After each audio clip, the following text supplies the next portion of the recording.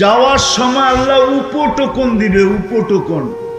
আমার কথা মানো, সারা দুনিয়ার ট্রাক যদি এক করা হয় তাহলে একজনের উপটোকন নেওয়ার জন্য যথেষ্ট হবে না।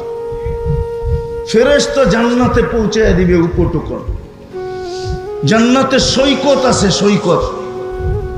যেরকম বাংলাদেশের সৈকত কয়টা? কি কি? কক্সবাজার আর কুয়াকাটা। বাংলাদেশের জান্নাতের সাথে মিল আছে। জান্নাতও সৈকত দুইটা, বাংলাদেশও জান্নাতও। একটার নাম বাইদাজ, একটার নাম বাইদাক। সৈকতে জানি কি পাওয়া যায়? আরে কি পাওয়া যায়? টানা কাটা পাওয়া যায় না?